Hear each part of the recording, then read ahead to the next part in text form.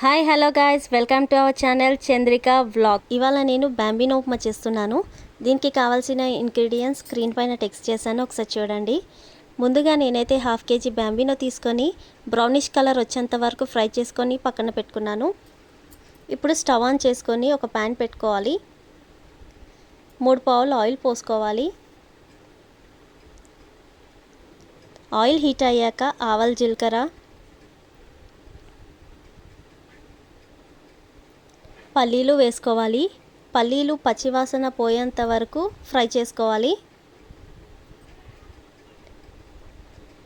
ఇప్పుడు onions,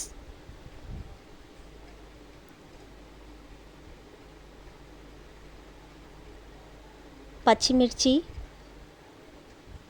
curry leaves వేసుకొని కలుపుకోవాలి. ఇవి కొంచెం వేగాక వాటర్ పోసుకోవాలి. ఇక్కడ నేనైతే 2.5 గ్లాస్ వాటర్ పోసుకున్నాను.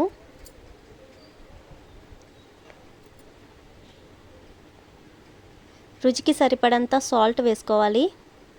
ఒక 10 మినిట్స్ మసిలిన తర్వాత స్టవ్ సిమ్లో పెట్టుకొని ఇక్కడ చూపిస్తున్న విధంగా అయితే బాంబినోను కలుపుకుంటూ వేసుకోవాలి. ఇలా చేస్తే ముద్దగా రాదు, పొడి పొడిగా వస్తుంది.